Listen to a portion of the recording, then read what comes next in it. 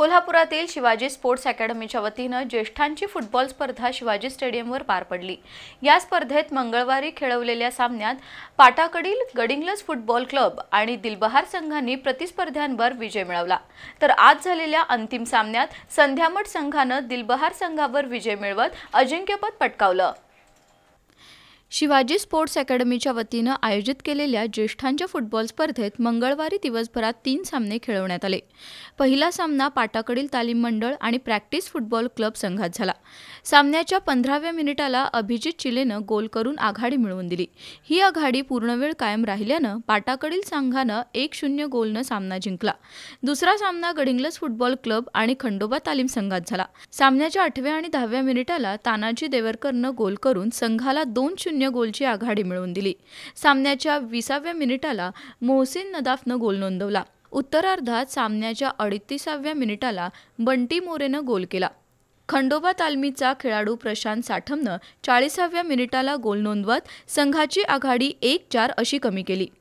42व्या मिनिटाला विनोद चव्हाणने गोल करून संघाला 5-1 अशा गोलफरकाने विजयी केलं। तिसरा सामना दिलबहार तालीम आणि फुलेवाडी फुटबॉल क्लब संघात झाला। सामन्याच्या 15व्या मिनिटाला अभि शिंदेने गोल केला। उत्तरार्धात सोमनाथ लांबोरेने गोल केल्याने दिलबहार संघाने हा सामना जिंकला।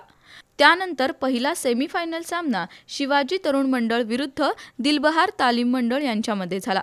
या सामन्यामध्ये अजित पवार यांनी एकमेव गोलच्या जोरावर दिलबहार तालीमला विजयी केलं।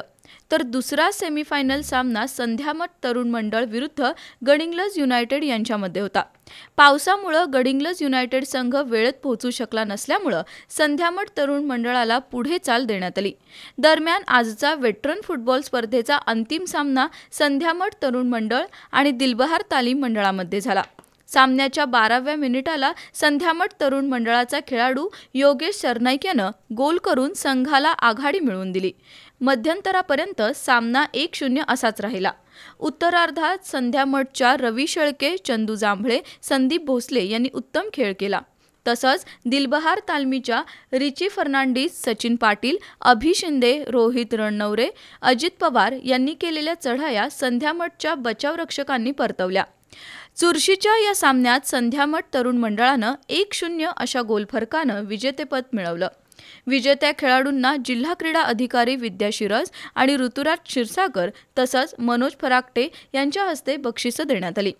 माधव नारायण जोशी यांच्या स्मरणार्थ स्मृतिचिन्ह देण्यात आली। सामन्यात उत्कृष्ट फॉरवर्ड म्हणून सचिन पाटील, उत्कृष्ट गोलकीपर म्हणून युवराज पाटील, उत्कृष्ट हाफ म्हणून रोहित रणनवरे तर उत्कृष्ट खेळाडू म्हणून योगेश सरनाईक यांचा गौरव करण्यात आला। या स्पर्धेचं संयोजन शिवछत्रपती पुरस्कार विजेते प्रशिक्षक शिवाजी पाटील आणि अनघा पाटील यांनी केलं। बक्षीस समारंभावेळी LG पवार, संपत जाधव, विनायक फाळके, बाबाराजे महाडिक, बंटी सावंत, पापा सरनोबत, किरण साळोखे, सत्यजित पाटील, उदय पाटील, लखन पाटील, सुशील गायकवाड, सुनील ठोंबरे, रोहित ठोंबरे, संतोष कामटे, सूरज मोरे, पद्माकर कापसे, संतोष नेटलेकर, आशिष पवार, ओमकार माने, गणेश सूर्यवंशी उपस्थित होते।